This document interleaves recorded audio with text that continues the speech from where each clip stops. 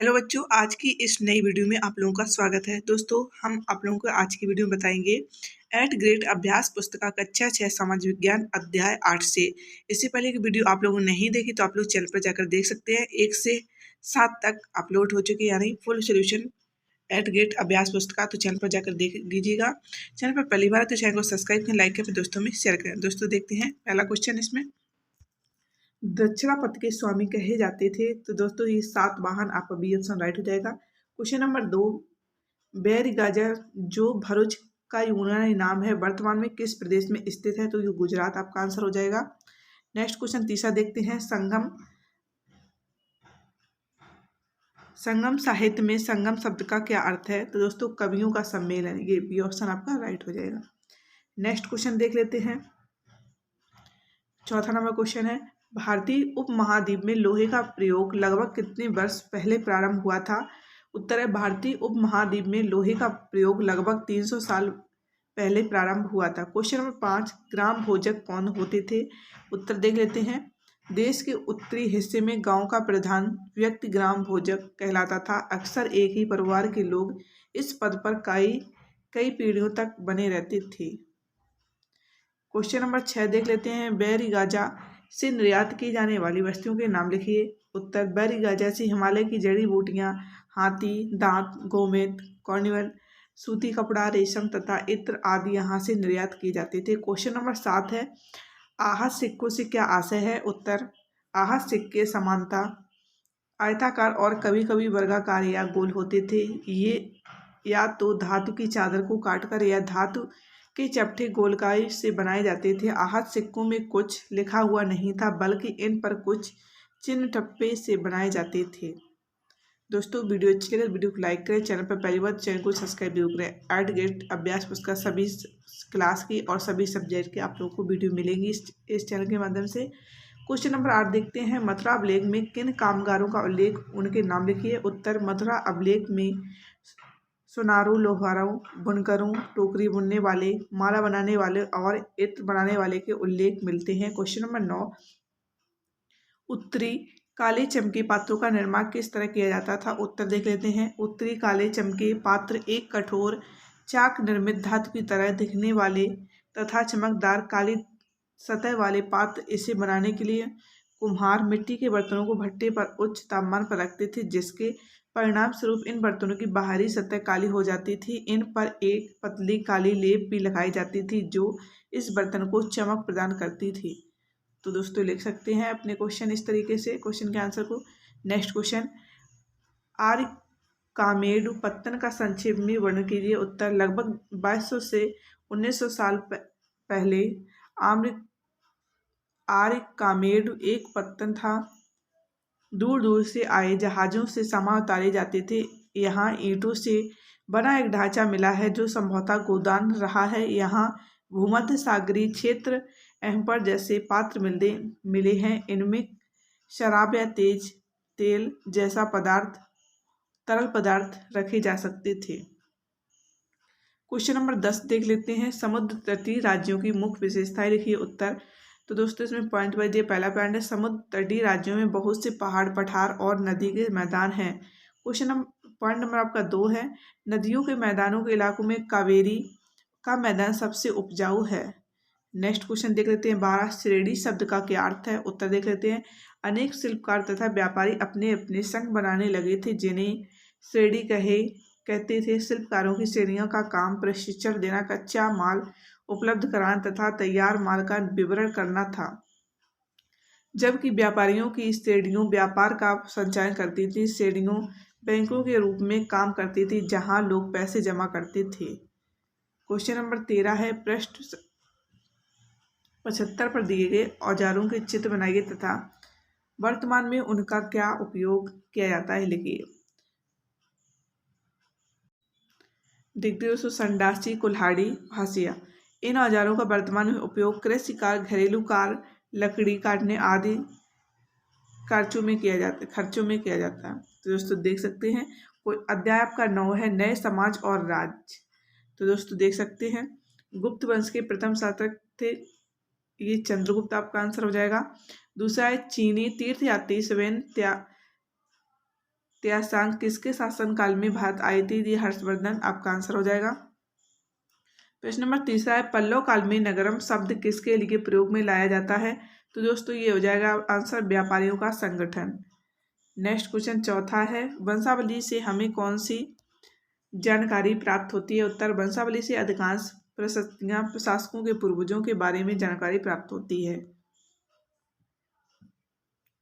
Question number 5 है हर्षचरित के लेखक कौन थे? इसमें किस शासक के बारे में जानकारी? तो दोस्तों इसका आंसर देख लेते हैं। हर्षचरित के लेखक बाणभट्ट थे। इसमें राजा हर्षवर्धन के बारे में जानकारी मिलती है। नेक्स्ट क्वेश्चन देख लेते हैं। क्वेश्चन नंबर 6 है पुलकेशिन द्वितीय किस वंश का प्रसिद्ध राजा था? उनके बारे में जानकारी कहाँ से पता चलती है? उत्तर पुलकेशिन द्वितीय चालुक्य वंश का प्रसिद्ध राजा था। इनके बारे में जानकारी दरबारी कवि रविकीर्त द्वारा रचित प्रशासनिकी से पता चलता है। क्वेश्चन नंबर 7 है पल्लवों या चालुक्यों के राज्य किन किन क्षेत्रों में फैले हुए थे? उत्तर पल्लवों का राज उनकी राजधानी कांचीपुरम के आसपास के क्षेत्रों से लेकर कावेरी नदी के डेल्टा तक फैला था, जबकि चालुक्यों का राज्य कृष्णा और तंगभट्टा नदियों के बीच स्थित था। क्वेश्चन नंबर अगला देख लेते हैं। पल्लव व चालुक्य राजाओं के प्रशासन की मुख्य विशेषताएं की? उत्तर इसमें पॉइंट वाइज है। पहला प्रशासन की प्राथमिक गांव होते थे। दूसरा है कभी कभी एक ही व्यक्ति कई पदों पर कार्य करता था। तीसरा स्थानीय प्रशासन में प्रमुख व्यक्तियों का बहुत बोलबाला था। चौथा है नीतियों कुछ हद तक प्रभावशाली होती थी। नेक्स्ट क्वेश्चन है नमा इस काल की सैनिक व्यवस्था के बारे में विवरण लिखिए। इस काल की सैनिक व्यवस्था में सैनिकों को कोई नियमित वेतन नहीं दिया जाता था, बदले में कुछ भूमि दान की जाती थी। भूमि से सैनिक कर वसूलते थे जिससे वे सेना तथा घोड़ों की देखभाल करते थे। क्वेश्चन नंबर 10 है पल्लव काल में सभा से क्या आशय था? ये अपना कार्य किस प्रकार करती थी? उत्तर पल्लव काल में एक या एक अधिक ब्राह्मण या भूस्वामियों के संगठन को सभा कहते थे। ये सभाएं सड़क निर्माण, स्थानीय मंदिरों की देखरेख आदि का काम करती थी। क्वेश्चन नंबर 11 है पल्लवों व चालुक्यों के राज्यों को किस वंश के राजाओं द्वारा समाप्त किया गया? उत्तर पल्लवों और चालुक्यों के राज्यों को राष्ट्रकूट व चोल वंशों के राजाओं द्वारा समाप्त कर दिया गया। नेक्स्ट क्वेश्चन देखते हैं।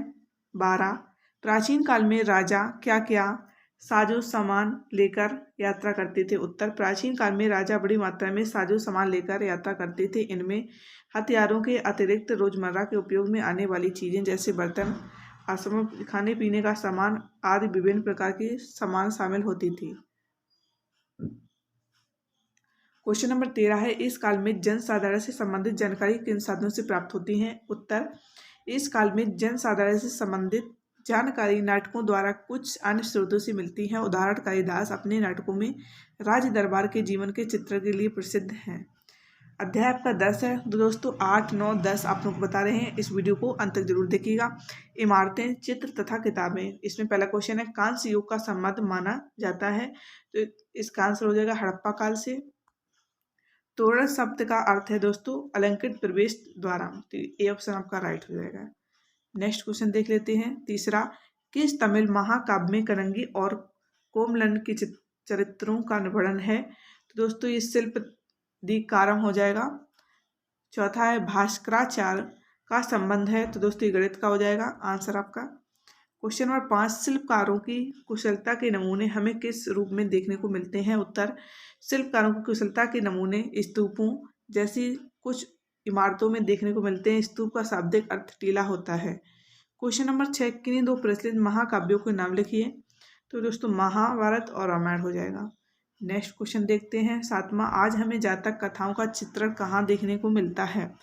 उत्तर आज हमें जातक कथाओं का चित्रण जातक और पंचतंत्र की कहानियों के रूप में देखने को मिलता है। क्वेश्चन नंबर 8 है प्रदक्षिणा पथ से क्या आशय है? उत्तर स्तूपों के चारों ओर परिक्रमा करने के लिए वृत्ताकार पथ बना होता है जिसे प्रदक्षिणा पथ कहते हैं। नेक्स्ट क्वेश्चन है नमा प्राचीन काल में स्तूप तथा मंदिरों का निर्माण किस प्रकार किया जाता था? उत्तर प्राचीन काल में स्तूप तथा मंदिरों का निर्माण धातु मजूसा के ऊपर रखा मिट्टी का टीला होता था। बाद में टीले की ईंटों ईंटों से ढक दिया गया था और बाद में काल में उस गुम्बदनुमा ढांचे को तराशे हुए पत्थरों से ढक दिया गया था। प्रायः स्तूपों के चारों ओर परिक्रमा करने के लिए एक वृत्ताकार पथ बना होता था जिसे प्रदक्षिणा पथ कहते हैं। मंदिरों में विष्णु, शिव तथा दुर्गा जैसे देवी देवताओं की पूजा होती थी। नेक्स्ट क्वेश्चन देख लेते हैं 10वां। आर्यभट्ट ने अपनी पुस्तक आर्यभट्टियम में दिन और रात होने का क्या कारण बताया है? उत्तर देख लेते हैं।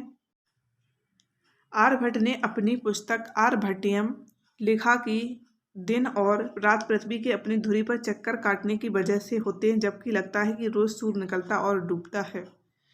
क्वेश्चन नंबर 11 देख लेते हैं। प्राचीन भारत में आयुर्वेद के 2 प्रसिद्ध चिकित्सक कौन थे? उत्तर देख लेते हैं। चरक प्रथम द्वितीय शताब्दी ईस्वी, सुश्रुत चौथी शताब्दी ईस्वी। Question number 12। प्राचीन काल की चित्रकला की मुख्य विशेषताएं लिखिए। उत्तर, तो पहला पॉइंट है प्राचीन काल की चित्रकला में बौद्ध भिक्षुओं के लिए बनाए गए विहार थे। दूसरा है प्राचीन काल की चित्रकला रंग, पौधे तथा खनिजों से बनाई गई थी। क्वेश्चन नंबर 13 है कवि कालिदास की प्रसिद्ध रचना मेघदूत में ठंडी हवा का निर्माण किन शब्दों में किया गया?